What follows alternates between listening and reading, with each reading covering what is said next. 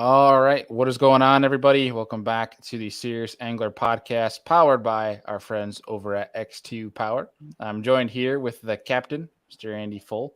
And as always, I'm your host, Bailey Egbert. Andy, what's going on, man? Happy birthday to the youngest, not the youngest Full anymore. She used to be youngest Full. She's the second. oldest, youngest one in the house, right? My first daughter turned 4 today, and I spent the whole day at a children's museum running around like a chicken with the head cut off, trying to chase her and slow her down. But it was a good day. You say that, but I bet you loved it. Oh, no, I've had heartburn like all day. It's been a miserable day for me. But she got her first bike today with training wheels. So this morning I was out chasing her up and down the street after I put the bike together. She probably fell like 6 or 7 times, but very resilient young little lad and little girl. Yeah. And little lad. She pops right up and kept going. Yeah, I'm tired. I see that. Dang, man. Oh, hey, that's a big milestone. I feel like the first bike that's like a big deal. Yeah. She I put it together and her eyes were like, oh, I can't wait. Like, I'm like, all right, let's get dressed and go. 8:30 in the morning. Here we are outside on a bike. So the next step is taking like the 2 cards from a deck of cards in the house and taping them to the spokes so that it sounds like a motorcycle. Oh yeah. She would love that probably. It's a must have. First, we got to get her comfortable riding the bike so that she doesn't like hit the brakes every 4 seconds and then falls over. But we'll get there. We'll get there. Sounds like a Buffalo driver. Yes. Yes. So. Okay. Total tangent, but did you do the tires or not the tires, the cards in the spokes of your tires as a kid too? Who didn't? Okay, I'm just making sure we're human here. Who didn't? We got to make sure. Ben, shake your head yes or no if you. Okay. Oh yeah, good man. We could still have him on tonight. If he said no, I might have just ended the show right there. 2 minutes. That's all, folks. We'll see you later, dude. It's like trying to adult right now. I wish I was freaking 8 years old again and thinking I was the coolest dude on earth, riding my bike down the street, sounding like a motorcycle. Yeah. Thought I was like such badass. And didn't we all? Yeah. Now we're adulting. Yeah. Now you have a canoe while you're in a kayak. Canoe. Go to bed, Andy. Damn. Yeah, it's been a long couple days. Saturday we had the Derby that we got, like, fortunately we won, but we literally got our teeth kicked in on the lake the entire day. If people didn't see like my social media posts and the reel I posted, that's what we dealt with for like 7 out of 8 hours. Bilge pump was rocking on high the entire time. And then we had like her birthday party with family and friends that had kids on Sunday. And I think there was like 45 people at our house. And yesterday I hung out with the girls. It was my turn to play parent for the whole day. And then today I was at a children's museum. So balloons and spokes. That sounds like a recipe for disaster or just big boom. So... Yes. Anthony makes these evenings so much more funny. You never know what's coming out of left field. I feel like we need to make Anthony a moderator of this show to give the not so serious side of every serious episode. Next thing you know, he's probably telling her I'm in it for me and not you too. So good gosh. Well, back to the topic at hand for tonight. We got our good buddy, Mr. Benjamin Nowak, here about to join us. We're about to bring him up. He's in the queue as we speak. We're talking a new bait that he helped design. We're going to get the whole spiel on the background of it, thoughts behind it. I've seen some pictures and I saw him already go to work with the thing. So it's pretty excited to put that thing to work, catch some smallmouth on it. But also we're going to be talking some deep, late summer smallmouth bass fishing. Where favorite. it can get wild, it can get nutty. So I think without further ado, a pain in the butt, but it can get wild. So we're gonna break it all down tonight. So without further ado, let's bring him on, Mr. Benjamin Nowak. What's going on, dude? I was muted. Rookie. It's a great start, Ben. I was so excited. No, I am so excited about this topic because I know you guys go out and do the late summer smallie thing too, and it relates a lot to what I do. And like Andy said, it can be the best time and it can be the worst time because they're either there or they're not. And if they're not there, they're like in a very small area. So we'll dive into it. It's well, before I get carried away, because I'm already dude, I think it's probably been 5 or 6 months maybe since we had you last on the show. Obviously, you frequent Rudd's show all the time, but for the Serious Angler folk, what you been up to? How's your season been so far? Tell us all about it. So the season's been up and down. I've had some really good days. I've also really struggled this year, but I'm spending a lot less time on the water. So now I have 2 little girls, so a 3-year-old and a 1.5-year-old. And so for me, it's like if I get out 2 to 4 times a month is like a really like pretty average month. That's kind of where I'm ending up, like one time every couple weeks or once a week. So it's kind of been like an average year. I've just not really stayed on the fish, which is like a huge thing when you're not on the water as much. Mm-hmm. And then I sold my boat and I ended up in a Champion 184. So like I'm redoing that, which is really fun and really cool. So it's been pretty fun. And our little group chat with you, Rudd, and I, when you were like, "Yeah, I think I'm going to sell the boat," we're like, "Why?" But then you brought up the Champion. I'm like, "Okay, that is that's pretty cool." And I had my eye on like a 206, which is a 20.5 footer, which is like a big water eater, like it just crushes. But the dude wanted so much money for it. I got in my boat for $5,000, and like by the time it's all said and done, I'll have like maybe 10,000 into it. Total 10 grand. So that'll be perfect. Like I get to make it all my own, from like ripping all the carpet out, putting in flooring, building compartments, everything. It's been really cool. Dude, I mean, Andy can attest to this. There's days where I just get excited. I'm like, I want a bass boat. We're going to make it happen. We're going to figure out one way or another to make it happen. I'll go start looking at stuff on it'll be like mass spam messages of like, what do you think of this? How can we rig this one out? And I'm like, oh, that one would be fun for this lake, but I don't know if it'll get you on any of the other ones. Like, dude, because I was looking at like John boats, like 14 foot. Yeah. I think I sent Bailey some pictures, but like I was so into it. I'm like, man, I'm so tired of the big water. I'm seeing all these guys post like 7s and like really big, like unrealistic fish catches. I'm like, I'm just so tired of the big water. And I almost went the wrong direction and got like a 14-foot John boat. I would have regretted and hated my life, dude. Oh, then you just would have had to buy another bass boat and keep the John boat once it's rigged, so then you can do both. Yeah. I might end up getting a kayak or something, but I don't know. Don't you already have like an Old Town, or did you? I sold it because I'd only used it twice, and now we're in a different stage of life. But only uses it twice, but you were like one of the first ones on YouTube to put live scope on a kayak. I know, because immediately I knew. I went out once and I'm like, man, I can't do this with no electronics. Screw this. Love it. Oh, that's funny. I just want to do like a hot drop. There's like a small river by my house. I could just hot drop and have Kylie meet me at the bottom. Yeah, I mean, why not? That's some of the most fun right there, is like getting into that real skinny stuff. Bring like a rod or two. That's right. But dude, I'm so bad about bringing too much gear. And with the kayak, it's like one of my biggest driving factors for wanting a boat is because of just the desire to not be crammed in, but also to be so more mobile. But we on Sunday, I went to our one of the guys in our local kayak trail, Jose, helps run this Here's on the Water chapter here in New York. Was getting a bunch of veterans in kayaks and going out fishing or literally just getting out on the water. I went out to go help. I was just going to help, get people on fish and, get people in kayaks for the first time. Guide life. And I'm like, dude, it's going to be so much fun. I'm going to bring That's what I was thinking too, Andy. Yeah. Guide life. I'm going to bring like a rod or two, and I'm going to be like, this is going to be free. And then by the time I'm like done putting stuff in my truck, I have both my graphs and live in there. I have like 14 rods. I'm like, what am I doing? Where do you put all these rods? In his truck. So I have storage behind me, like in the storage bin. That's or like the tackle crate, which you could put, I think it was like 9 you could put there. But like in the horizontal rod storage on the Hobie, I can fit like 15, like down by my legs.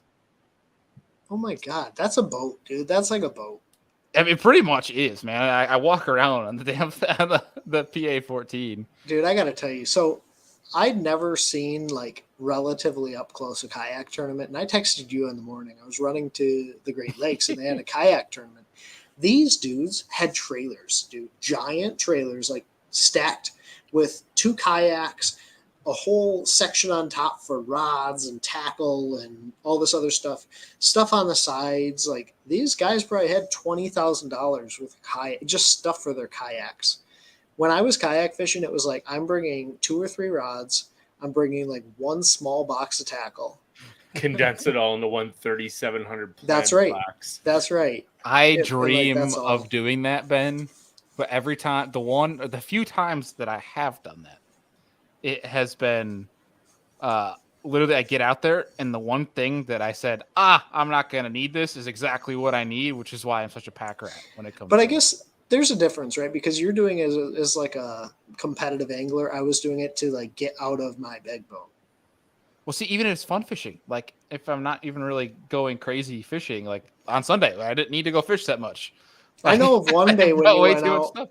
I know one day you went out and didn't bring a ton of camera gear, and that bit you in the butt. Huge. That's really happened to him a few times. It catches 30 pounds. Yeah, I still feel very sad about that day till today. It hurts as we talk about it right now. PTSD. But regardless, I will say it was pretty cool though on Sunday, getting some people on fish.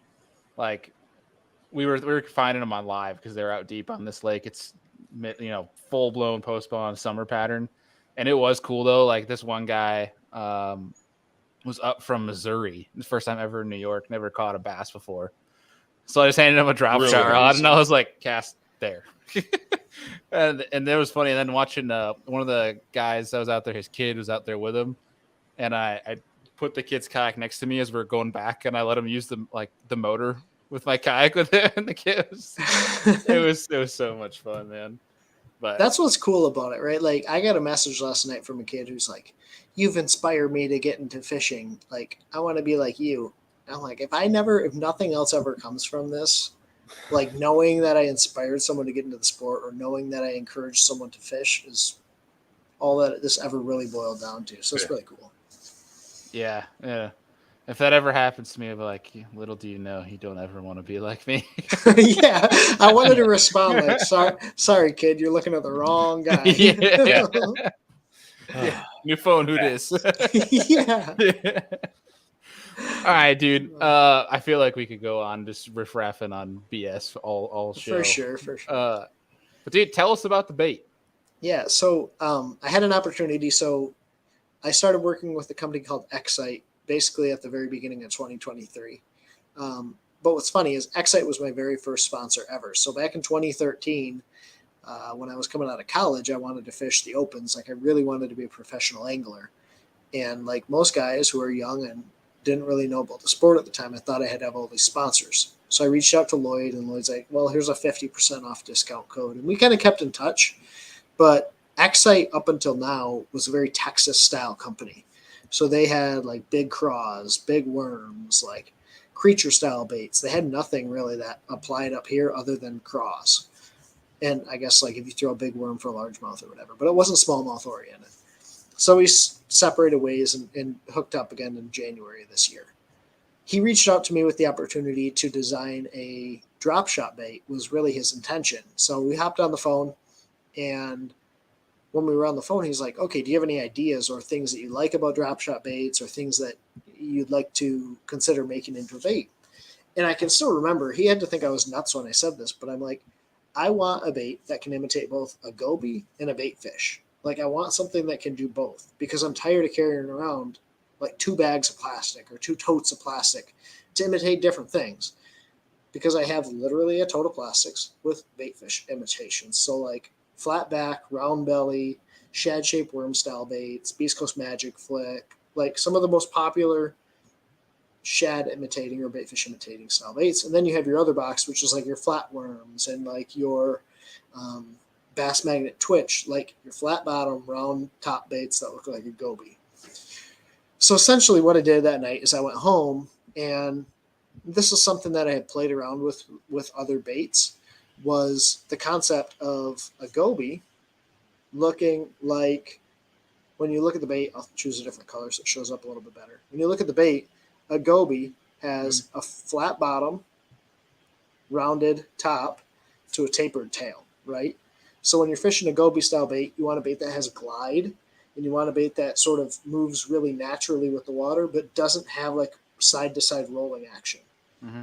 Pretty much the exact opposite is what you are looking for with a baitfish style imitation. So a bait with a lot of body roll, not very much glide, but a lot of like darting side to side sort of action. And when you're fishing it on a drop shot, you want something that kind of just like darts around and has a lot of body movement.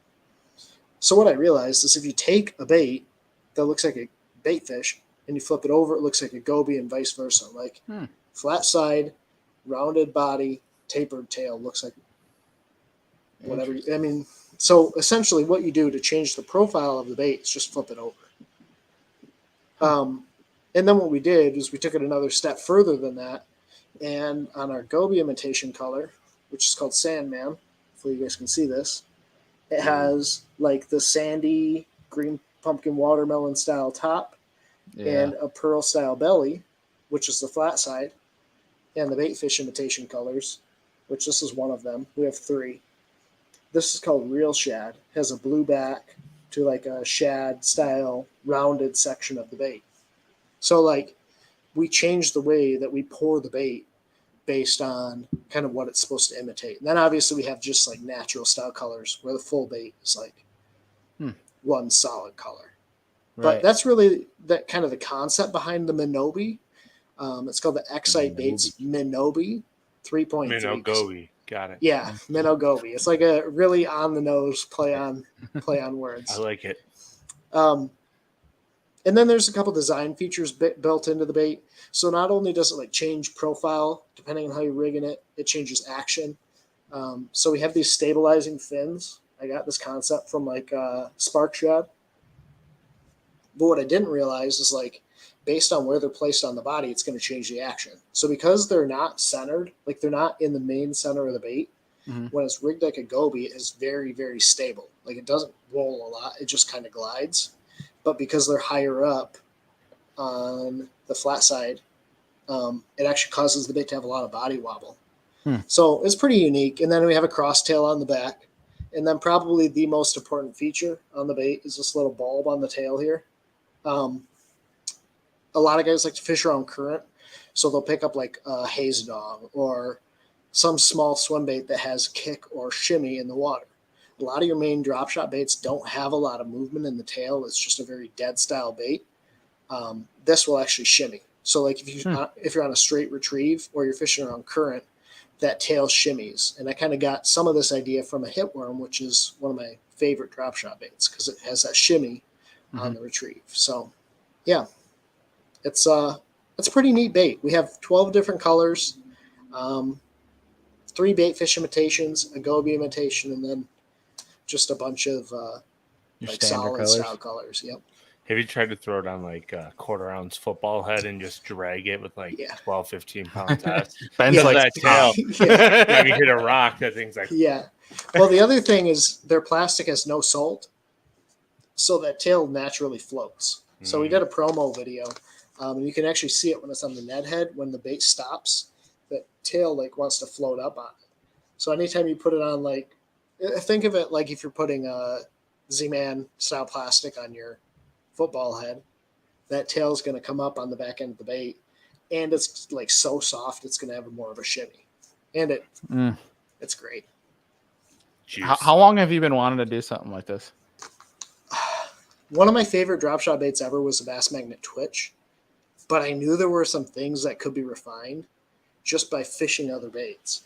So like I had tried taking the Twitch, which is, it's not the same profile, but it's a generally similar profile with like a rounded back to a small tail section, but it just didn't do everything. So like there was always like a part of me that like knew that I wanted to do this, but I just never had an opportunity. I was working with Pierre and I was working with like these big companies, and then even Beast Coast, who I work with, like they already have a drop shot bait, And so this is something I knew I wanted to do. I just never got the opportunity to do it until now. Heck So. yeah. You got to be pretty pumped. Did you Yes. get your name in a color yet at all? Yeah, so this was You did? Alex's. This was Alex's idea.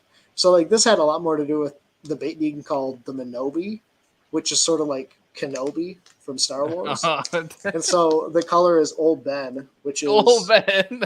Obi-Wan's nickname. I love that, dude. Which that Old Ben color is basically it's like a smoky green pumpkin. I don't know if you can tell. It's like a smoky green pumpkin with purple and copper, or purple and orange flake. So like your standard, like Great Lakes style color. It's like the best tube color ever made. Yeah, exactly. I want a reel from you, whether you post on social or not. I just want to see it of you just screaming, "Oh, Ben!" as you're kind of like the old Greg. Like, yeah. That's what I thought he was saying or getting at when he was doing that, and then he's like, "No, dude, like you dummy. Old Ben is Obi-Wan Kenobi."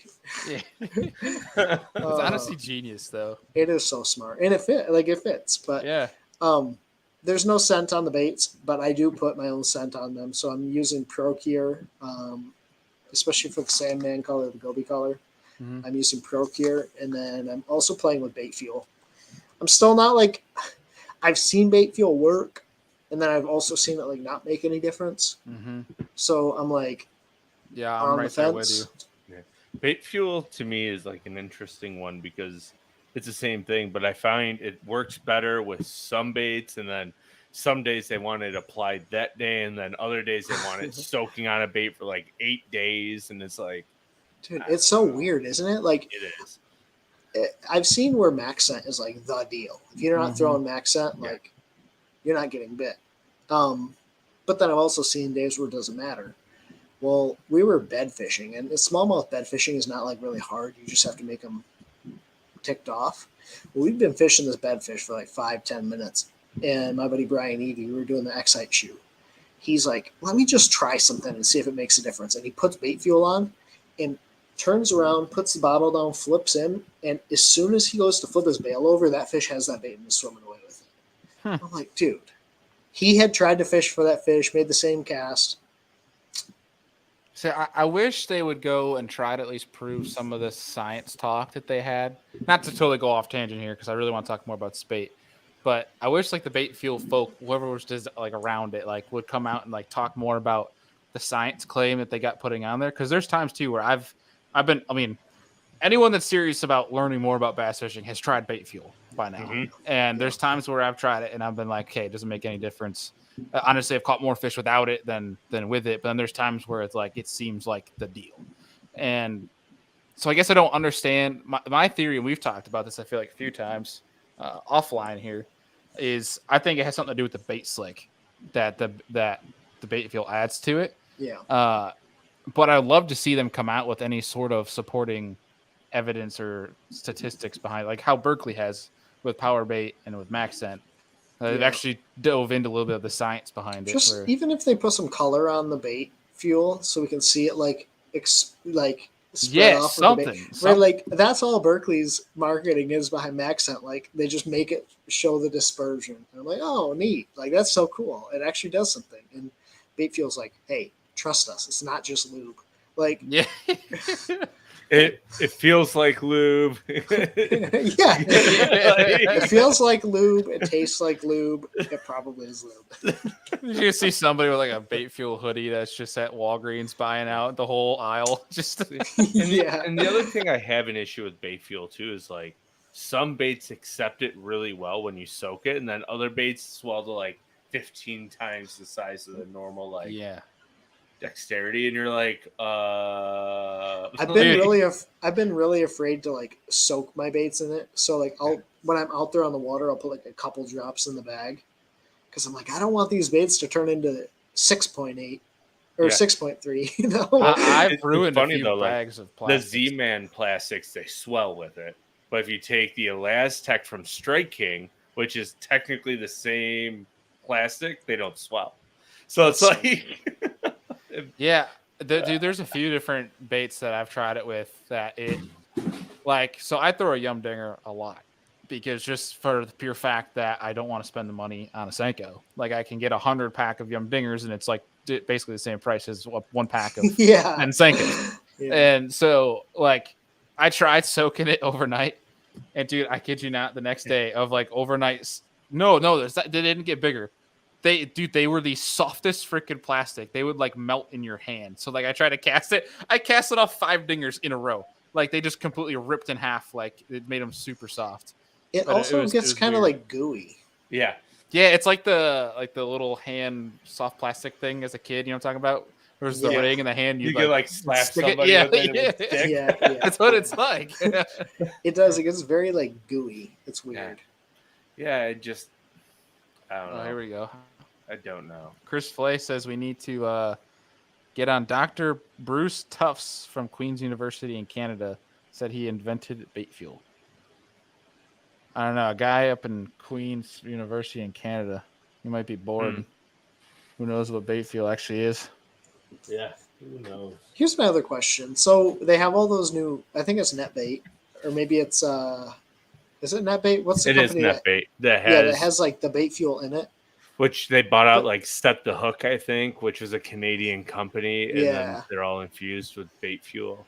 Which I think is odd, because how would we ever know if it's actually infused with bait fuel if it doesn't smell any different or look any different? Yeah, it's hard to know. I feel like that's just like a placebo.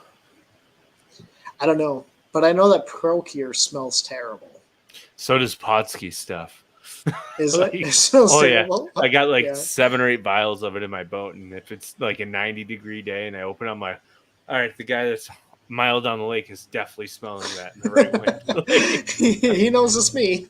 Or like smell. I don't know if you ever use Smelly Jelly Bass Feast.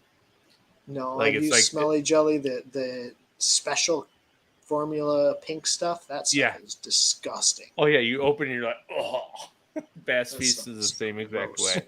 You're downwind of Andy's boat and you're like, yep, that's Andy. Yeah. So good gosh. But yeah, Procure is good stuff for sure. So yeah. So the Minobi. Obviously you've had time to get on the water with this thing. What was kind of like your first reactions to it? Like first I was so afraid. So I went through the entire process of literally drawing out a piece of paper that's over on my desk right now to like all of the different CAD drawings. And when I got the first CAD rendering, it was ugly, dude. It was like, let me see if I can find it real quick. It was disgusting. And I messaged Tyler and Lloyd, and I'm like, guys, we might have messed up on this one.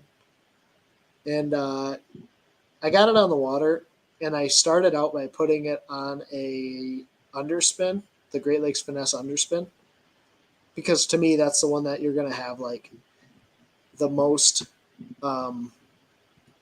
it's going to be the easiest to tell, like, does it swim? Does it have a shimmy on the tail? Like, does it do what it's supposed to do? And immediately I noticed that because it has these fins on it, if on a drop shot, you can probably take these fins off, it'll fall a lot straighter, a lot faster. But those fins on like any sort of ball head or Ned rig cause the bait to actually like glide, like swim down almost like a tube. Just because they're never like perfectly straight. You can't rig it straight enough just to get it to fall perfect. But I'm super impressed. This was the very first rendering of the bait. It's just super ugly. Whoa. How did it perform? Did you try that at all? No, we didn't even get this one. You were like, absolutely not. It looks like a tadpole. That's kind of intriguing. This is what it looked like from the top section. Just absolutely. Is that a straight circle on the back? Yeah, it was just a circle. It just looked disgusting. And so we're like, yep, that's wrong. But we went through 3 or 4 different renderings before we got it right. This was the second rendering. It was still a little bit too long. It kind of almost reminds me of the oh gosh, the Poor Boys Goby. You guys know what I'm talking about? Yeah, that's what it looked like originally. That's what it sort of originally looked like, and that just wasn't what we wanted. We wanted something that was super versatile.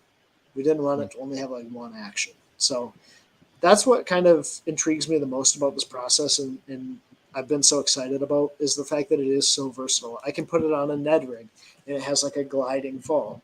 You can rig it 2 different ways on a drop shot, flat side down or rounded side down. And it's not like a gimmick. It's not like we're just telling you to do this because it's versatile. Like it excels at both of those things.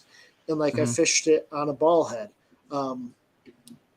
with the rounded side down, and that ball head spirals down, and that's the only thing you can get bit on is on that spiral. It's like a tube, right? That's the allure of a tube on a fall, is like that spiral down. So it's super versatile. I think it's a bait that once guys try, they're really going to like. But again, it's Excite baits, so we just got to get the word out because it's not a company that has historically been popular in the smallmouth. Well, has never been popular in the smallmouth world. So that's going to be the biggest struggle, is getting the word out about it. And I think we're going to do it. And once people get it in their hands, they're going to like it. So, well, I think that's why they went with the one of the most renowned social media guys that has all to do with smallmouth. They're like, hey, you only reach out to smallmouth guys. Here's an opportunity for you. Well, Ben, I'll tell you this: if you like it, it makes me willing to try it. So I'll have to get a couple packs. Yeah, I told Bailey I'm going to send some packs your way so you guys can try them out. Yeah, well, yeah. I know you guys are going to catch some fish on them. So. We'll post on social media to everyone to not buy it. Yeah, tell them guys, this is so bad. There's a comment from Chris Flay. Looks like a beefier crosstail shad. So the crosstail shad was the very first drop shot specific bait ever brought to market, right? And it was great. It was pretty good at the time. It was really great. But what a lot of people did when you fish the crosstail shad is they'll actually rig it with the flat side on the bottom and the crosstail up, which is the wrong way to rig. Yeah. And I don't like to say this, but it's the wrong way to rig a crosstail shad. The benefit of a crosstail is when you rig it down, the crosstail provides lift and movement side to side on the tail. So that's why we added the crosstail with the flat side on top. We wanted this bait to have lift and side to side like swimming action when it's rigged like a bait fish. So it's pretty unique. We have a lot of like really cool design features, things you wouldn't even think about like until you start to fish it and you're like, oh shoot, like it should have this. An example of one of those is on this rounded side. I'll pull up a picture on Excite's website. On the rounded side, it actually. While you look that up, is this going to be available on like tackle retailers anytime? Yeah, Tackle Warehouse got a bunch of every color in, so they should have it relatively soon. And then I believe we're working on getting Omnia to pick it up. Okay. And then other retailers that carry Excite are going to have it. So let me just share my screen real quick. Yeah. So for folks that are watching right now or listening at a later date on MP3, once this is available on Omnia, we'll do a post. That way you guys can run over, get some of these to try for yourself. And you, of course, use our code. So you guys are saving money on that too. So we have 12 colors. This clear perch is one that I'm really excited about as well. It's a color that's not really been done a whole lot. And in my opinion, it's been done, but just not phenomenally. But if you look really close, there's actually a center line on the rounded portion, because if you go to rig this bait on the rounded side, getting it straight is really, really important. So in the prototype, we never had a centering line. And it was very, very difficult to end up getting this bait rigged straight. So we added this in just from trial and error of fishing it. You can see it better here. But that helps you want to share your screen? Oh, am I not? Oh. No, click the present. I think I might have to like add it into the. Oh, sorry about that. So you're good. So now on that, with the center line, are you finding that it's better to nose hook the bait when you're drop shotting it, or like a threaded hook, like a size like a 1 or 2 cover shot hook, or a 1/0? If I'm like dead dropping on these fish and I don't need a lot of action, I'll just rig it with like a 1/0 owner sniper hook or owner stinger hook. Oh, the sniper finesse. Yeah, the sniper finesse. But if I'm fishing it like dragging it slow, I just nose hook it. The centering line is if you're rigging it on like a Ned rig or something to make sure you rig this bait perfectly straight. Why don't more people do that? I don't know, but fishermen like myself are dumb. We can't find the middle. That's right. Sounds so wrong. but the centering line helps a ton. And I really realized it when we were prototype testing. I would go to rig it on a Ned rig, and if it wasn't rigged straight, it would spin and not look right underwater. I really like that color. Yeah, this Royal Minnow is a really cool color. It's very similar to, like, if you guys fish megabass. That caution bait. Yeah, caution is bright chartreuse. That's one thing I told. That's the one I want. Yeah, that's one thing I told Berkeley guys was like, why is there not a chartreuse yellow or something like that for Max? But I mean, like, the chartreuse, and so many companies come out with chartreuse baits. It has to be like the perfect chartreuse for a smallmouth to bite it. Like, not too bright, but not too dull. And there's like that perfect mix. The key is you have to have some silver flake in the chartreuse. Like, if it's straight chartreuse, this is the clear perch. If it's straight chartreuse, like, it's like too chartreusey. Yeah. I don't know. I'm kind of a fan of that. Just straight up highlighter. So this is Sandman. The picture looks terrible, but it's like a watermelon sandy color back with the pearl belly.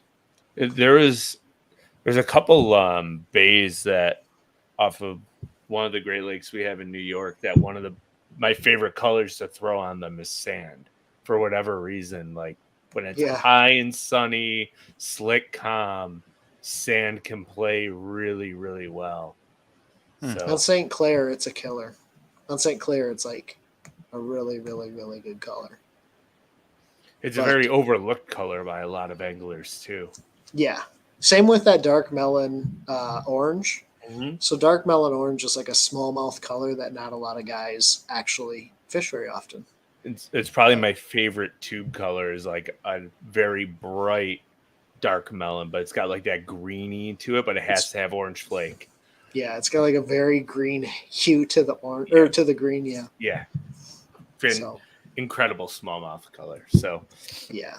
But everyone's so stuck on browns and greens. It's like, all right, let's leave them there and got the juice, Yeah, that's right. Because they work. Well, and they don't stop working. They do work. Like, this real shag color, this is really the deal. Like, our fish get on it's like a white bass sort of hatch or something that happens late in the year out on those deep rock piles, and they'll get on colors that are super, super translucent like this. Yeah. And this is like the only color you can throw to catch them, especially when it slicks off. So it's funny that you say that. Once like late summer, almost into that fall transition happens, I'll actually get away from the pumpkin colors and the brown back world, and I'll switch to like a smoke color or a natural shad because of the same deal. And you'll see the bait balls down on the bottom if you're running live. Dude, like, I've always been the same way. Like, I fished a version of Old Ben. It's called Spanky from Bass Magnet. It's a similar style color, a smoky green pumpkin orange, and then like your brown back style color. But what was happening is, like, I just was stopped getting bit the second the sun came out. And I'm like, what the heck is happening? And I fished the Beast Coast Special in the Magic Flick, which is a very translucent color. And I was getting crushed over any other color. And that's how I figured it out, Andy.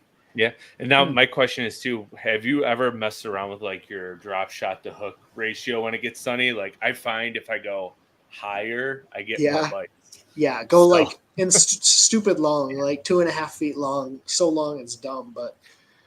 So like on Sunday, I'll give this up on the tournament that we won Saturday. I was fishing a 40-inch leader on my baits, and I was getting them to come up and eat it because everyone's fishing 12 to 16 inches off the bottom, and I'm throwing it to rock piles. I'm like, how am I going to get these fish to react? So I pick up the rod with the longer leader, and I can literally watch them come up as I'm dead sticking it in 30-mile-an-hour winds at my face. Like, it was terrible. But we could just get a glimpse of them on live, and I'd watch the smallies come up and eat it. That's crazy, dude. Yeah. But, I mean, you learn so much when you're able to be on a body of water almost every single day. You learn silly little things like that to get you 10, 15 extra bites a day. And as soon as I went to that longer leader length at like 11 o'clock, I think it was at noon or 12:30. I texted Bailey and was like, I just put 2 5s in the boat. It's basically over. Like, what did you guys have? Just under 24 pounds for 5. Wow. Our That's big a one day. was 5'7", like post spawn, nasty summer smallies. So yeah, That's crazy, dude. so it was fun. Alex It- Rod. I hate Alex Rod. I was waiting for him to pop in. I hate Alex. Oh man, Yeah, I already got messages. We won't get into it too much. It's just such a funny world out there. It It is. is. Yeah. Yeah. We won't even get into that. Do you fish a conversation. Demiki rig Yes. during the summer? Yes. sometimes it's so situational based for me personally, and the way I like to fish, it doesn't set up properly for me because I'm not a drifter by any means. And you almost like you can spot lock and catch them, but we have so much current in Buffalo that it's hard for me to keep it up and down and get them to come up and bite. I almost have to be flat calm, cast to them, and pull the fish to me if I want them to get them to eat it. And to me, I have better luck drop shotting personally. So Yeah, like even on the Great Lakes, trying to like scope a fish where you're like throwing to them and having it come down and like shake it, it's too hard. Like you're too much in and out of the water, as opposed to like on inland bodies. For me, I've never straight up Demiki rig, drop it like 10 foot in front of the boat and done that deal. But I'll scope them. I love that. Yeah, this guy over here he's pretty decent at it. I blame the kayak. He's a little bit more stealthy and doesn't make as much noise. So well, okay. You can get him up and down do you straight up and down with them, or do you cast out to them? Like, I mean, it's a straight up live deal, is what it is. But like, oh god, here we go.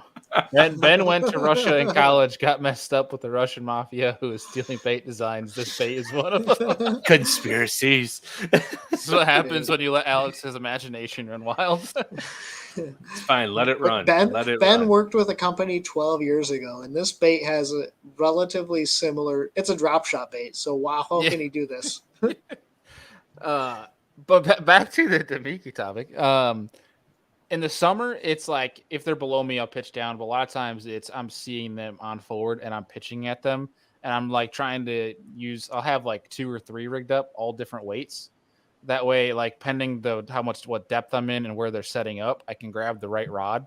That way, I can hold it. So this is why Bailey needs 15 rods. That's exactly why. It is. You should see it when he gets on my boat. There's like rods. I have like mountains on my deck of rods. They're just thrown down. He's like running in the back. I'm like, all right, it's Bailey's show today. It's. I'm really bad about it, but like, if you depending on the weight you throw and where the fish is sitting at, like it's easier to hover it in front of their face. Like that's how I was catching some big largemouth 2 weeks ago.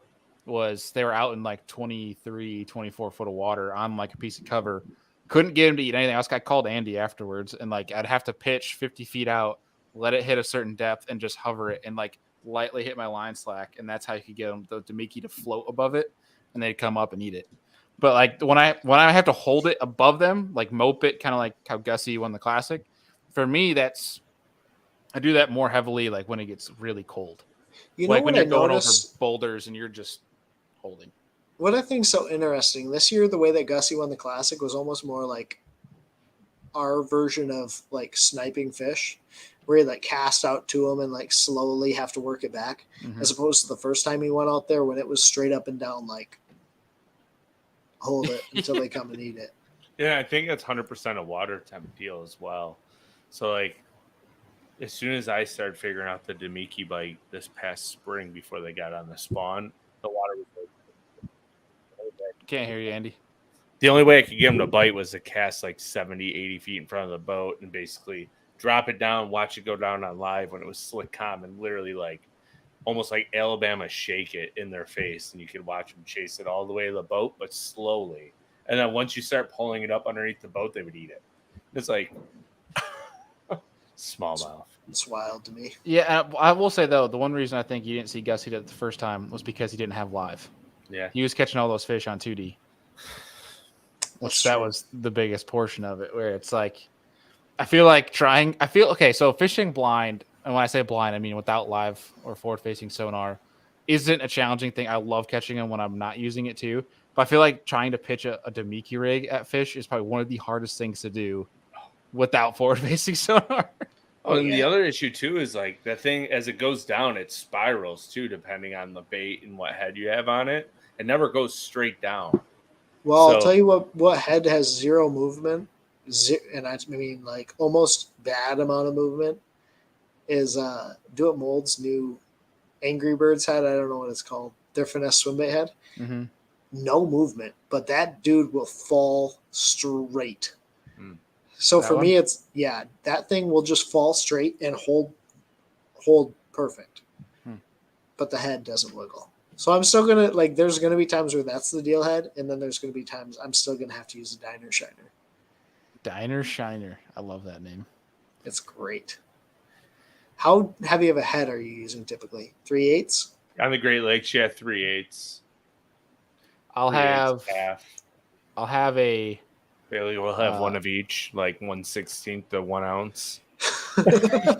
17 rods rigged up. Every 16th of a no.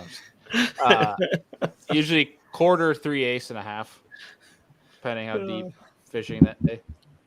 Dude, like I would never. This is what's wild, and that's so cool to hear because I never use a 3/8, and I never use a half. Like on a swim bait head, I'm for like scoping them. It's always like a quarter or less lately. Mm-hmm. Yeah, the half is usually breaking it out when like you're fishing 40 foot of water and you need to get down fast.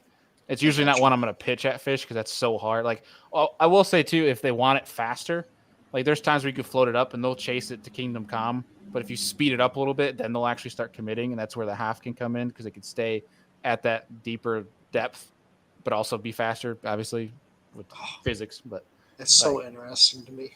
We could sit here and I could just learn about it. when they're doing that, though, it is the most frustrating thing ever. When you have I wish because most times they just come up and freaking smash it because our northern fish are stupid. But I think it's a very underutilized technique in the summer, which I think Gussie's it's one of the reasons why last 2 years I've been throwing it more and more throughout the years because of Gussie. Yeah. So he's kind of exposed that for people. He definitely showed it off, and he keeps showing it off. Yeah. But here's the thing: he's Gussie, and we're learning how to do it. So we're like 15 years behind already. So yeah, we think we're efficient with it, but like literally absolutely nobody in the classic could even touch what he was doing because he's that good at it. Yeah. Well, I think that's where like time on the water and experience with certain techniques. Like we can talk about drop shotting, but unless you're like if you put 2 good drop shotters in the boat with someone that's average, like the good drop shotters are going to understand nuances more quickly.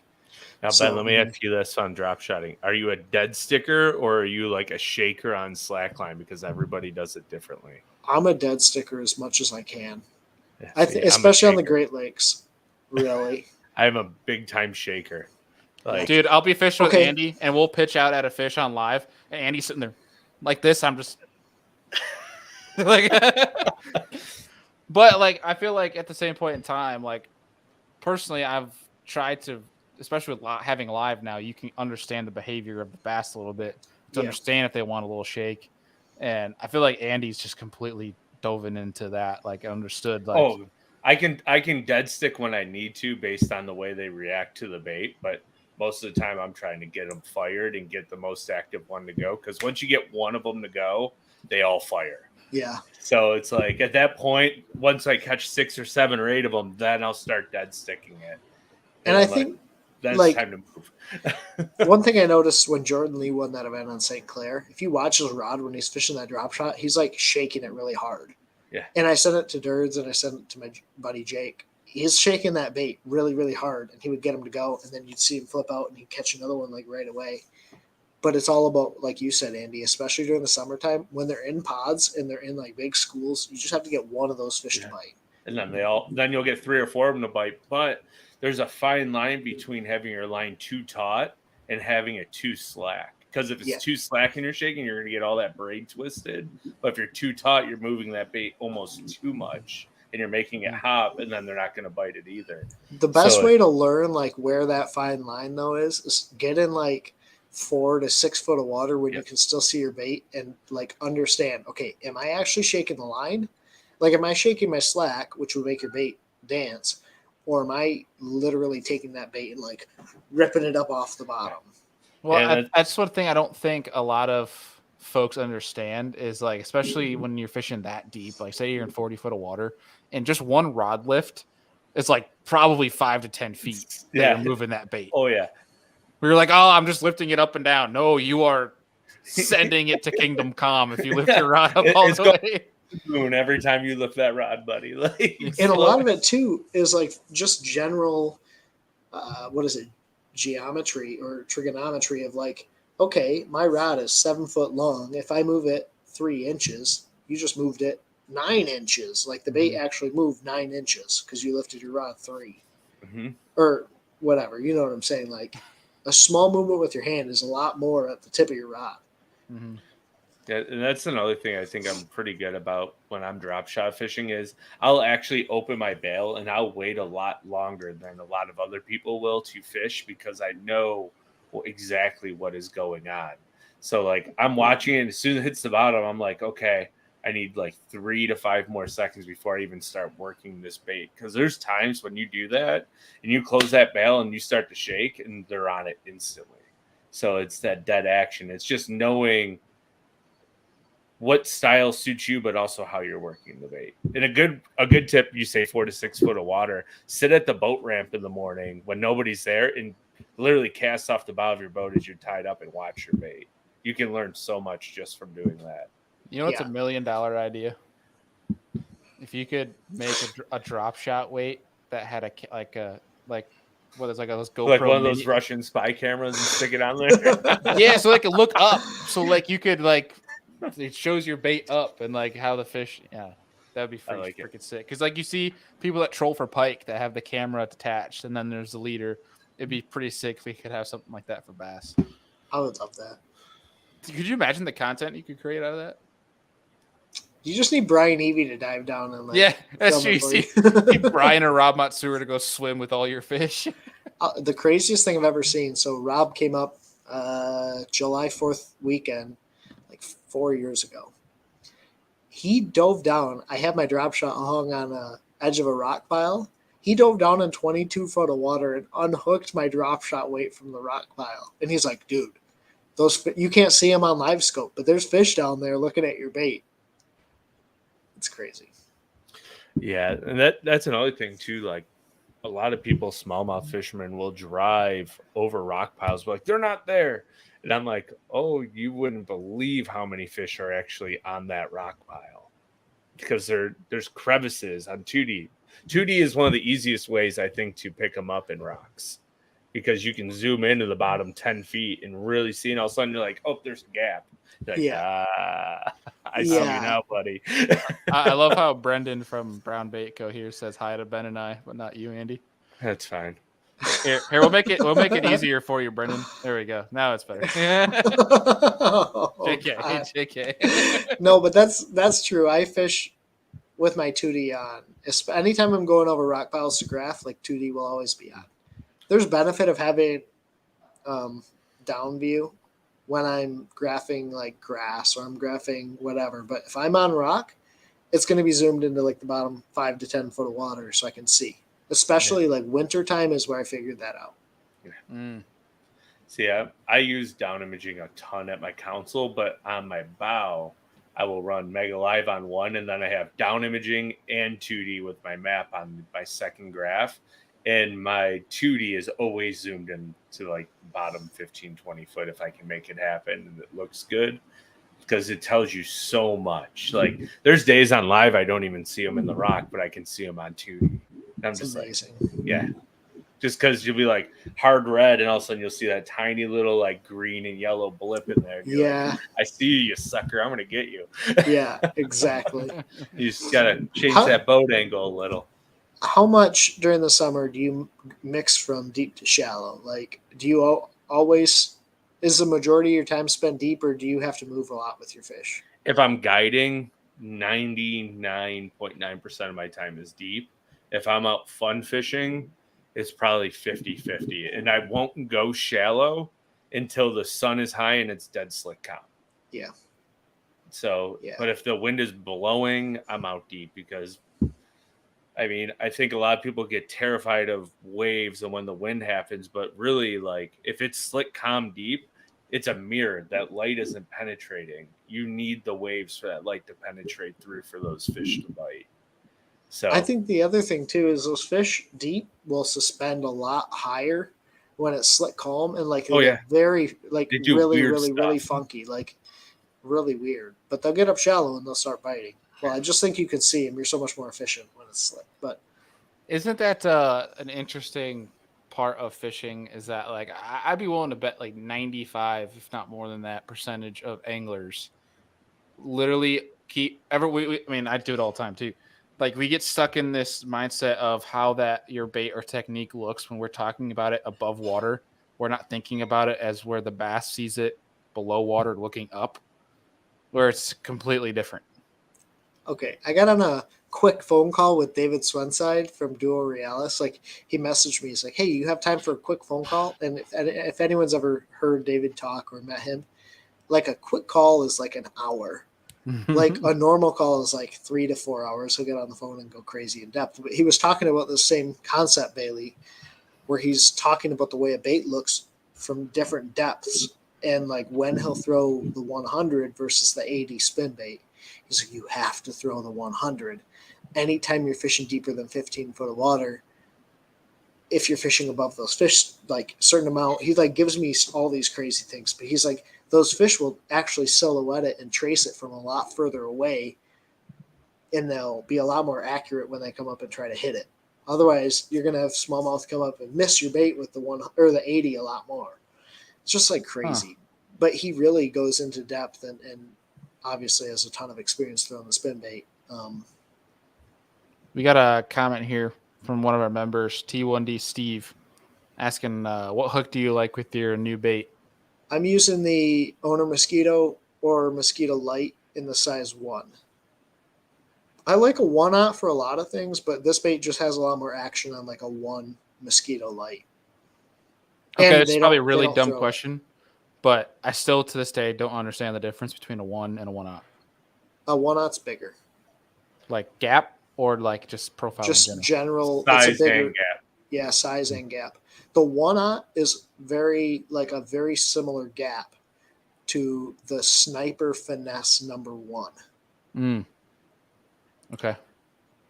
But I like the Sniper Finesse because it has a longer shank on it. Like if I'm dead dropping a bait, a lot of the time, like if I'm dead dropping a bait where I'm just dropping it on their head and like getting in front of their face, a lot of times I like that Sniper Finesse because it gets further back in the bait, and I feel like it hooks them a lot better.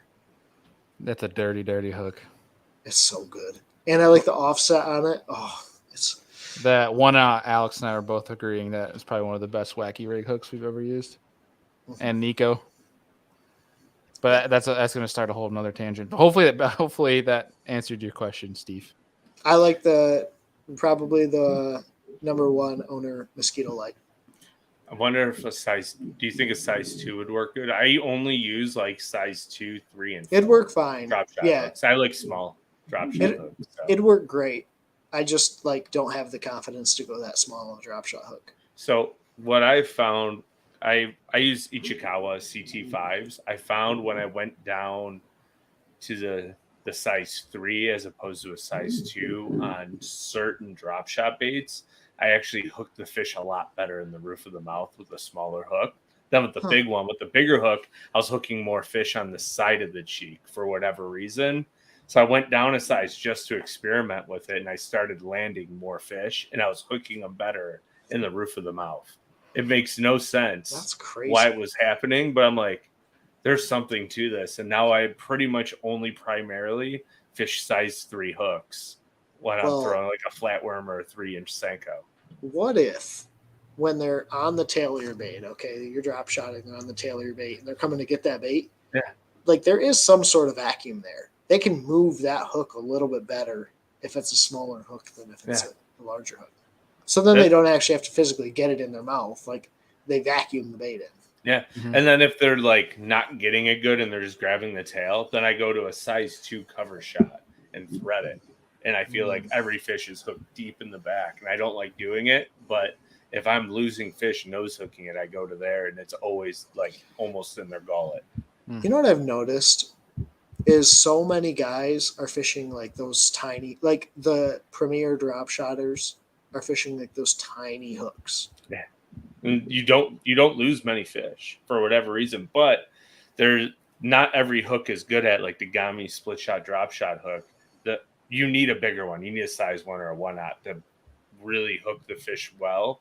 But I found if The you reason can get reason why is the gap, like the eye to gap ratio on the hook point. So I started buying Japanese drop shot hooks because I found that the eye would be here and the hook point is up above it, even in the smaller sizes. So when you just lean, it's buried. Like I broke a couple hooks on Saturday trying to get them out of the fish's mouth because there are hooks so good in the top that I couldn't even get like forceps in there to get them out.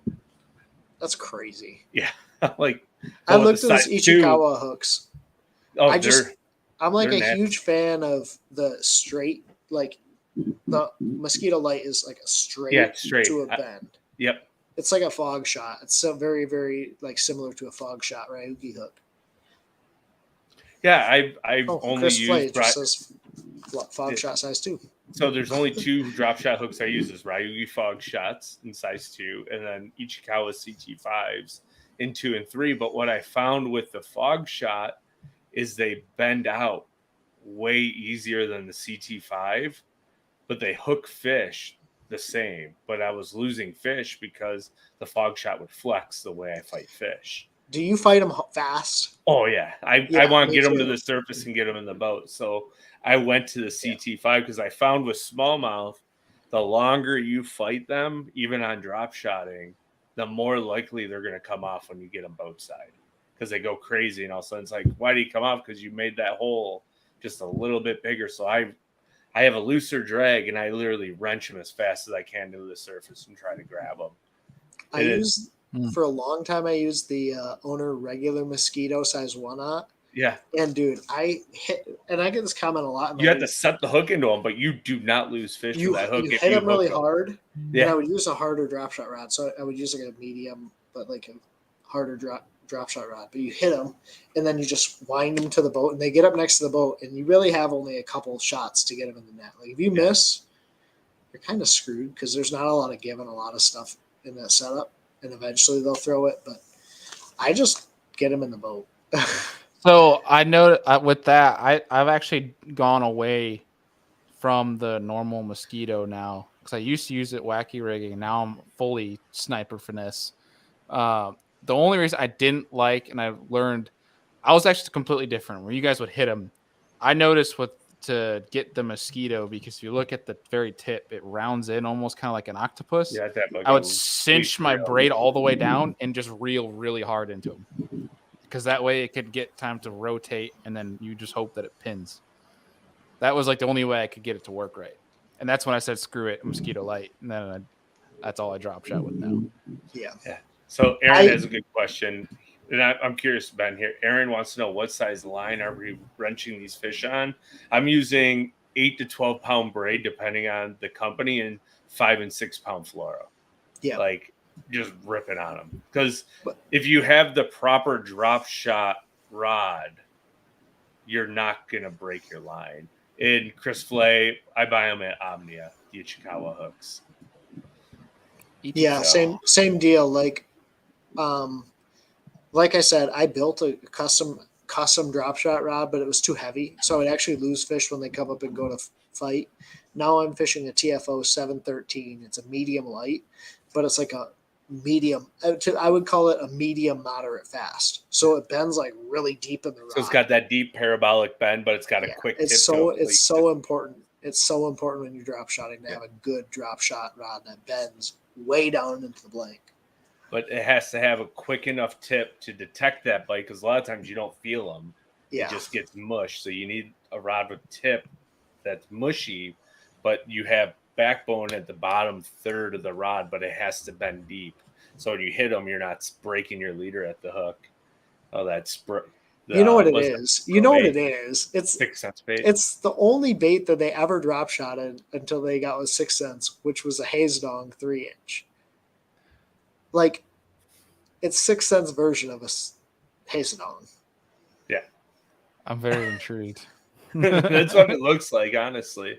It almost That's- looks like it has the OSP Do Live Shad body to it, though. It looks a little thicker based on that photo, but then they just slapped eyes on it.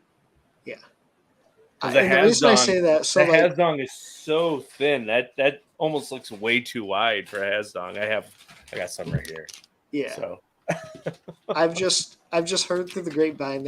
I have a very close friend who said that they fish a 3-inch Hazedong a lot. it's good bait. Yeah.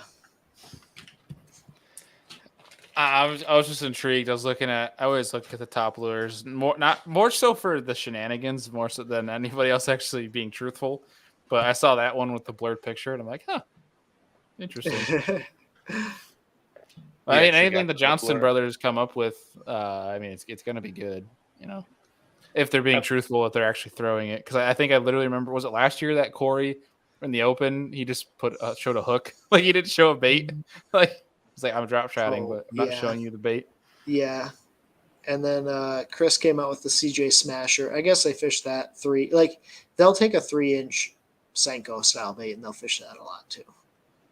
Yeah, I have some of those CJ Smashers. I've yet to catch a fish on them, but I've thrown them a ton. It looks like an old Wyandotte worm, like a walleye worm. It does. It kind of reminds me of like the, to an extent, of the Yum. What do you call them? Good Lord. What is the Yum bait? Yum little drop shot bait. You know what I'm talking about? They have like 4 or 5 different ones, I feel like. They have like the warning shot, the kill shot, never mind then. They just ignore me. You know what the CJ Smasher actually reminds me of? Do you remember the Mullick Satyr worm? Like the real and it had like the bulbous tail, but then it had a point on it, and every time you got bit on it, the tail would be gone. Every single time you get touched. It could be a panfish. You could touch it with your finger and it would fall off. Yeah. But it got bit. But I had to stop using them because they're so expensive. And literally, like, it hit a blade of grass and you pop it free and come back half a bait. And you're just like... Drive me nuts. But it got bit. If it got through clean and something else didn't pinch it first. Yeah. So, what brand line? I use Sunline. Sunline Leader? Yeah. Sunline Sniper. I use Sunline Sniper. Okay. You cray. I use 2 different ones. I've actually really liked Tatsu for the first like 5 fish, and then I have to retie it because it gets so spongy. I hate it because it gets like it's amazing when you first tie it on, and then it'll like get like this weird crackly white color to it, and at that point it's like cut it off and retie. Yeah. But I'm all about the Gamma Edge, like 6-pound Gamma Edge. It's okay. What about diameter? So I'm a big diameter guy. It's about the same diameter as like other companies' 8s. Okay. I got you. It's not terrible, but it gets the job done. I've tried the Gamma Touch in 6 and 7. That stuff is thin and it's super strong, but it's the same thing as Tatsu. After like 4 or 5 fish, it starts to like get all crackly white and you have to retie it. Yeah, see, I throw touch. I don't throw edge. Yeah. I never had to retie much. Oh, I think I went through an entire 200-yard spool of touch last May in 3 weeks because I was retying it all the time. Another really sneaky great one, if you can find it, is Daiwa Samurai Fluoro. Oh man, I flip with that stuff in 18 and 20 and 22-pound test. It has the same diameter as Sunline, but I'm convinced it's like a better line. So the thing I've noticed with that Samurai is it's super soft. Like it's so soft, and it's got a little bit more stretch to it than other fluoro, so it doesn't break nearly as quick. Yeah, because you can jam them with it, and a lot of fluoro, that's the issue with it. It's so snappy. If you hit them too hard, it'll just break. Or if you cinch down your knot too much, that Samurai stuff is it. You can cinch your knot down, you can slam a hook on them, and you're not breaking it. Yes. I like that stuff a lot. T7, is that Yozuri's fluoro? Yeah, I think. I've heard good Like, things. nice. I mean, I've heard bad things. Well, I haven't heard bad things. I've heard great things. That's why I tried I've heard it. good things and bad things about every single brand out there. It Yeah, just- there's no good brand out there. Like we could sit here and just say, "Oh, I've heard this or that." Here's the thing: it's I'm just fluorocarbon. It hits sun. It catches fish. It's going to wear out sooner than later. Some Yes. brands is after one fish. Some brands is after 10. Some you can go all day long. Yeah. So, yeah. Um, See, shooter's good. I like the Sunline. What is it? The Sniper FC scares me when I start getting down to like 6 pound. But I know guys who swear by it and love it. I just the way. Maybe it's the way I tie knots. I've had issues with it. No, I don't know. I totally got some Spro line after watching Ty's video about fishing line. yeah, they Haven't had don't a make chance to it use it below like a certain line day or line size. I don't think. I don't know. Some- I haven't- No, I got like Ben, 12. did you ever try the Sunline finesse fluorocarbon they used to make in the green spool? That was the best fluorocarbon, finesse fluorocarbon they ever had. I used it for like 2 years before they discontinued it. Never had a single issue. I had a 4 pound spool of it and I couldn't break it on a hook set. That's Hmm. crazy. It's like there's so many. My problem with, I love Sunline. I'm like a huge Sunline guy. My problem is there's so many different types of fluorocarbon. Too many. Cranking, finesse, power to sea, da da da da da, on and on. I'm like, Sniper. That's all. Like, But the I one feel like thing that's a bad. Go The one ahead. thing I can love, like appreciate about Sunline is every one of those fluorocarbons actually act differently and they feel Yes. different in the hand. So I know that they're putting a lot of effort and technology into them. Like I've used the Power Crank, which is like that grayish in the purple box. It's not bad cranking line, but I found the same thing. It broke down incredibly fast on me. Okay, so like, I've tried Trilene 6 pound, which has the same diameter It's like 10 pound of everything. as 10 or 12 pound, like everything else. It's not bad line. You just gotta like. I'm a huge believer, especially on baits where you want kind of the benefits of fluorocarbon, which would be obviously invisibility, low stretch, and then bait action. Like diameter matters an incredible amount. If you're flipping, whatever. Doesn't matter. Yeah. But finessing, like, and that's why I like the Gamma Edge is the fact that it's thin enough still and it's super strong. Like it's a lot of other companies' 8s, but if you buy other companies' 8s, a lot of times they're actually like 10 and 12 pound tests for some companies. So it's just understanding and then knowing how to put action on the bait or no action at all based on what the fish want. This fluorocarbon's invisible. It's just truly your line size is where you get all of the action from. Like people will be like, I drop shot with 10 pound test. I'm like, that's why you only caught 4 fish today. Like, go down. You know what was crazy to me is Jacob. So I watched Rate the Bait on Mark Daniels' channel a lot, and Jacob Wheeler and Dustin Connell were talking about fishing with or drop shotting with 10 and 12 pound test fluorocarbon line on St. Clair. Mm-hmm. And one of the things they said was like someone had said it. We try to get away with the lightest line possible, and Dustin goes, "No, we actually try to get away with the heaviest line to maximize our bites to efficiency ratio." It's a pretty interesting concept. I remember right? when Instead of, they talked about that heavy in the St. Lawrence event 2 years ago, I think it was, because they were reeling in fish faster because they could torque on them. I torque on them anyway. Like I don't Same. care. I do. I hit them and I fish them really hard. I just want to get them in the boat and minimize the amount of chance they have to throw my bait. Because if I'm turning them this way and I'm fighting them up, they can't pull down and they're not gonna like dart off to the side. Like they're going where I want them to go until they jump, and then when they jump, all bets are off. yeah, you never know what's gonna happen. And that's just smallmouth in general. So Yeah. Well, Ben, we're probably going to wrap this sucker up here in a few minutes, but any other baits or anything you're coming out with here soon? TFO's coming out with some new rods. I had a hand in helping out with a couple of actions, but Ooh. It's just more so like they sent me rods. They're like, hey, what do you think of this action? And I'm like, oh, it's good. No old Ben hair rod or something. No, we already designed the hair rod for TFO. So they got the 7.6 medium light that I helped them like really refine and design, and I think it had a lot more design went into that rod than a lot of people realize. But there's like glass in their graphite rod because we needed to bend a certain amount down the blank. So are those on Omnia by chance? Yeah. Well, they're getting rid of the tactical elites, so they might actually be on sale too. Ooh, let's figure that out. Well, if it is, I'll drop it in the comments for everybody here. I think we might have sold them out already, to be honest. But yeah, you're way ahead of schedule then. Yeah, but no, thank you guys for having me on. Yeah, always, buddy. You always got a seat here. You got any fishing trips or anything like that coming up? No, you're we do a fall trip. We're all just going to stay at my buddy Durd's house, though, which is like down the road, and we're just going to go to the Great Lakes because we try to go like long distances all the time, go to lakes we don't have a ton of experience on. And then the fall, it's so like if you don't really know what's happening, it's so hit or miss. It's so hit or miss. Like you can get up there, it could be the best trip of your life, or it could be the worst trip because those fish are so finicky. So the fall drives me nuts.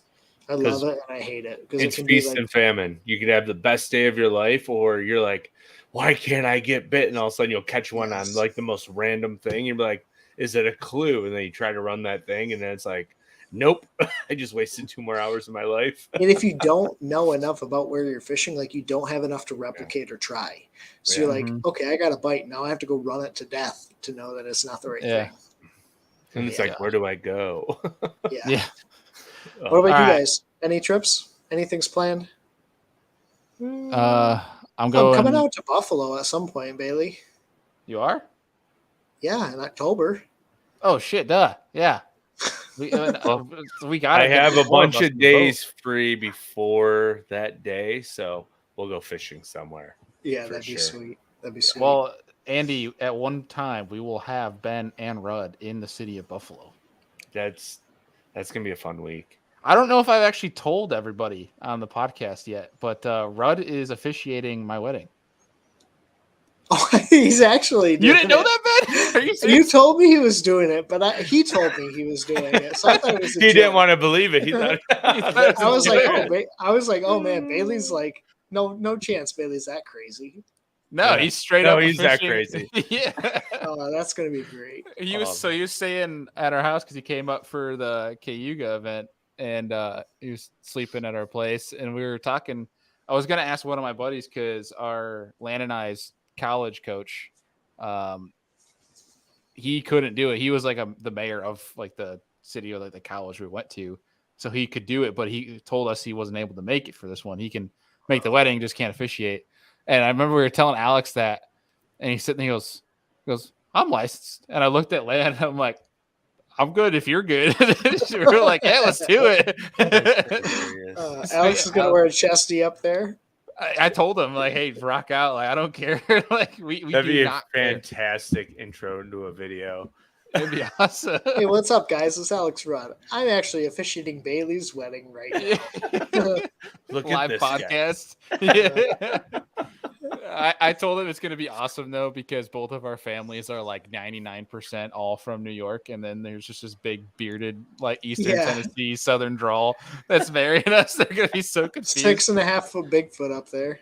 Yeah, why is the Lorax marrying them? It's gonna be awesome, though. It'll be perfect. He has to get a fake bird and put it in his beard as he sits there and talks. Fake bird, even better. Yeah, just like a little peep or something. Just shove it in there. We'll just get some Sankos hanging out of his beard or something. Yeah. Either way, it'll be fun. We'll definitely have to schedule something when you're up here.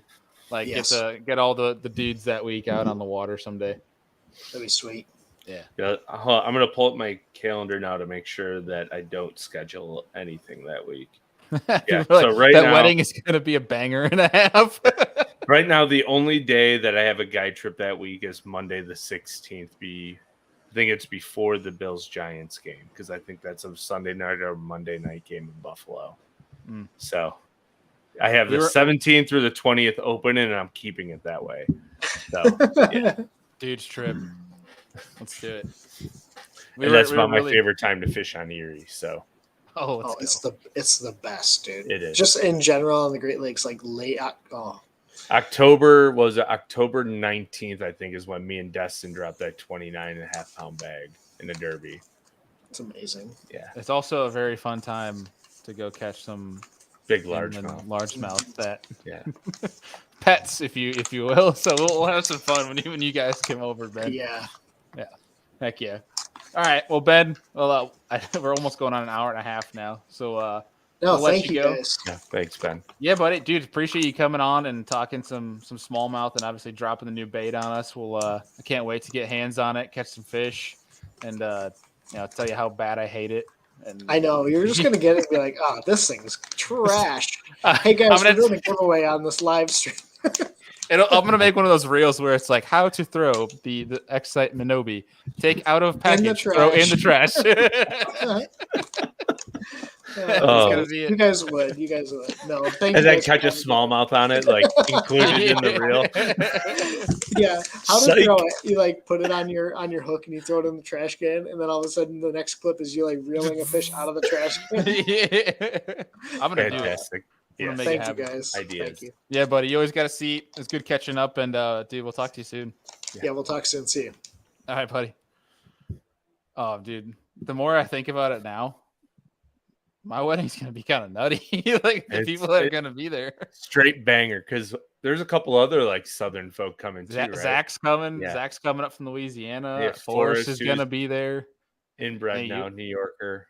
Like, yeah, you and Forrest in the wedding party. That's gonna be shenanigans. It's gonna be fun. I'm like dad. I'm like the second dad of the group. You are dad of the group. Well, Ben's probably pretty close to my age, and Rudd is what, 30, right? Is he? I think he's close to. I think Rudd's 29. Yeah, so close enough. 29. I'm not like superior in age, but I mean I'll be past 33 when we hit your wedding. So I'm. Yeah, see, I tease you for being old, but I don't look at you like you're old. Yeah, I know. It's good. It's all good. You're just a big. I'm the dumb old man. I'm not the wise old man. I'm the dumb old man who loves fishing. So give yourself some more credit, man. We could catch some smallmouth. I'll tell you that one. But everything else, I don't know. Hey, you can host a banger Lure Lab episode. I'll tell you that. They've been going great. That is a great popper episode if folks haven't seen that recently. And you want to tell folks about that? Yeah, so we had Ty Berger come on. He was our second time guest on the Lure Lab, and we had a lot of requests come through for a popper episode, and we dropped some heat on that one. It's great. It's out on YouTube and MP3, all your favorite podcast platforms. If you haven't tuned in to the Lure Lab yet, I strongly advise that you do so, because every episode there is just tons of juice and knowledge dropped, and that'll help you put more bass in the kayak, the boat, the bank, whatever your flavor is to catch them.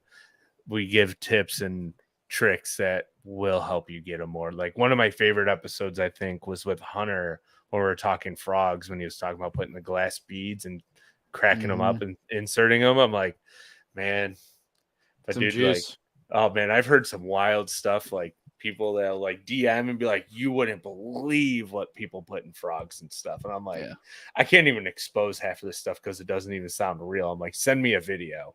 Right. Like, it's wild. Yeah. Yeah. So the whole episodes are chock full of great information, but every episode also has what Andy in our network, what we call for Lure Lab, the Do It Mold segment, which is like the juice of the show.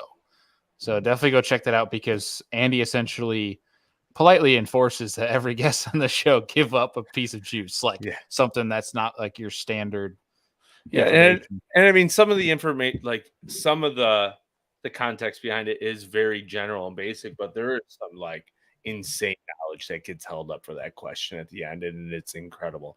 And Brown Bait Company, no, but I heard the one Spro tournament on Gunnersville, when they have the frog only derbies, was won by guys punching like hollow belly frogs, like one of the first ones. What? Yeah. How? I don't know, but people were punching them on Gunnersville, and that's how they won like one of the Spro frog only derbies. Bet you people protested it. They called it cheating. Yeah, probably. But I mean, you just had to have a frog tied on. So That's right. they don't Those are specify the how you rules. have to fish it. Yeah. Suck Jersey Fisherman's fan with a weight in front. Yes. Yeah, thank you. No, Cue I bet Captain you like Obvious commercial. no, I bet you there's a way to do it. Like you would have to take the inserted hook out and you'd probably have to melt the plastic to a way to where it's waterproof, but still soft, and then run like an EWG style hook through it. And you could Yeah, probably make it happen. that's above my pay grade. Same. Yeah, I'm gonna pass on that jazz. But dude, tonight was a lot of fun. Appreciate everybody joining in. It was a pretty rocking chat. So appreciate y'all that are still tuned in at this moment and tuned into the show. The engagement is always appreciated. And as we keep rocking here, we have this episode is 389. So in 11 Ooh, episodes, 11 away. we're going to be having a big old party for episode number 400. We're going to be having some big giveaways. We already got some in the works that you literally do not want to miss. Like, I'm talking big money prizes. So as we get closer, we're like, maybe when we're a month out, we'll slap a date on that show and we'll let you guys know when it's going to be. And we'll start announcing some of the prizes and such that you guys can win on that, because it's probably going to be quite frank, it's probably going to be like a 2-3 hour show. We're going to have Rudd on there. We'll have Ben. We'll invite a bunch of people. We'll get like Boomer, Brendan from the fantasy fishing shows. Deacon will be So on. a month out real fast will probably be around August 10th, I think, based on my quick calculation of math. So it'll a be month early out would be, September. yeah, I think it's going to be right around like September 15th to the 23rd ish is when that episode will be, which would be great because that's my birthday if it's the 23rd. So that could be really fun. Birthday party / 400 celebration. Yeah. Be pretty wild. When is regardless, my birthday this year? we are going. When is my birthday? Are you kidding me right now? Did you just It say is. that? Yeah. Did you just say when is my birthday Saturday. this year? It's a Saturday. It won't fall. You just asked when is my birthday this year, as if it changes. It does. You never know.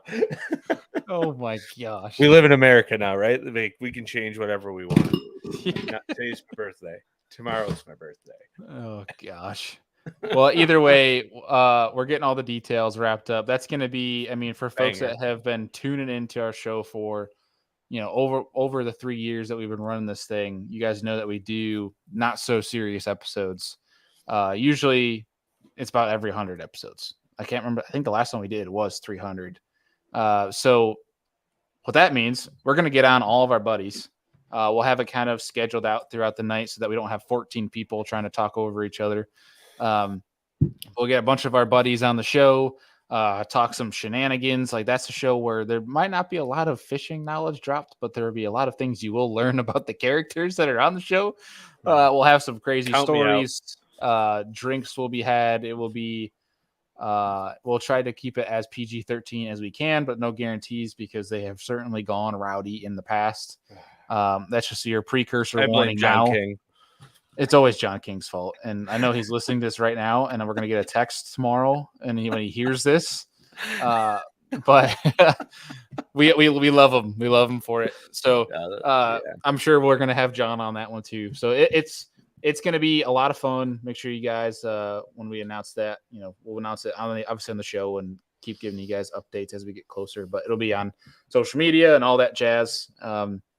We are trying to, as we wrap into the end of this year, as we get closer, trying to establish some more giveaway stuff to get you guys, because there are so many names in here right now. Like, we got Brendan from Brown Bait Co., Jonathan, South Jersey, Sean. I mean, I can keep going up here. T1D Steve, who's a member, one of our YouTube members. We don't ever ask you guys to do that, but he went and signed up. So Steve, appreciate the heck out of you, man.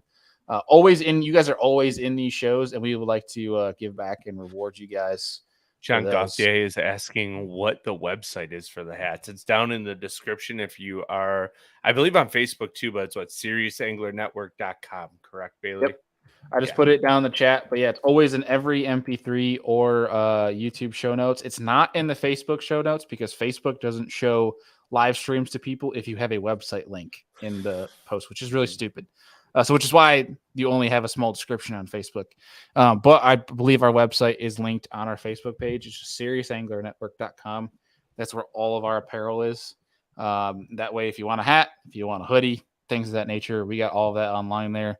And as well, we are ramping up the blog back again here soon. Once I get some more time back into my schedule, the blogs are always posted to the newsletters are always posted to the website.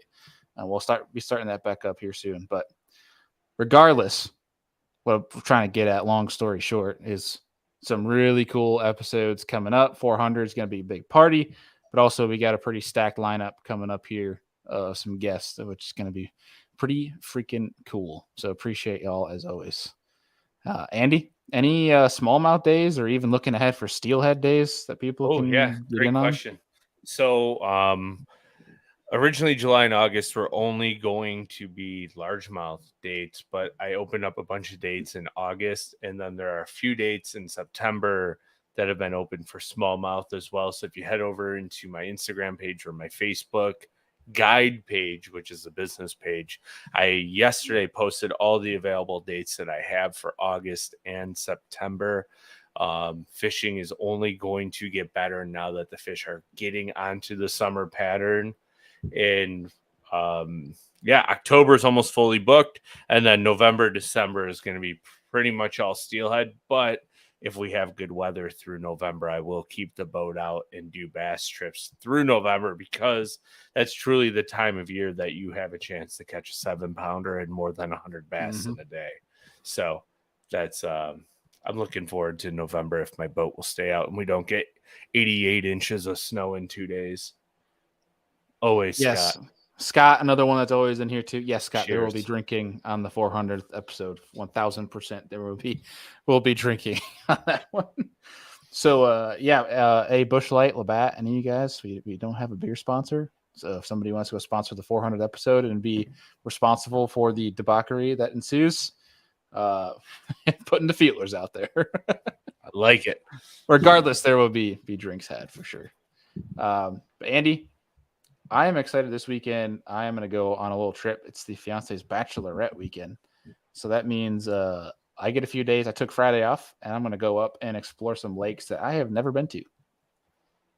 Or a body of water I've never had the kayak on. I look forward to hearing that.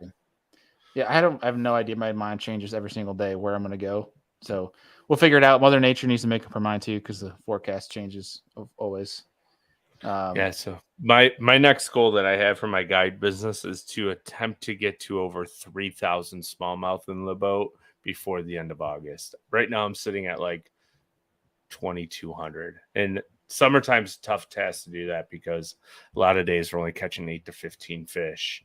So, but we'll see. There are magical days. I've had 80, 90 fish days in July and August. So fingers crossed that we can get there. Hopefully tomorrow is a good start to it because I have the next 3 days on the water. So, yeah. Heck yeah. Well, buddy, tonight was a lot of fun. Thank you again to Mr. Benjamin Nowak. Guys, if you're not subscribed or following him on social, the links are down below. Highly encourage you to. Ben is a wealth of knowledge. That's why we love getting him on the show. Good buddy of ours. And so make sure you guys support him and his endeavors. Buy some of those baits when they come out. When they do come out, obviously we'll have that. We'll talk about it on the show quick, but also do some social posts on Instagram, Facebook, all that jazz for you guys as well. But folks, appreciate y'all, and we'll see you on the next one.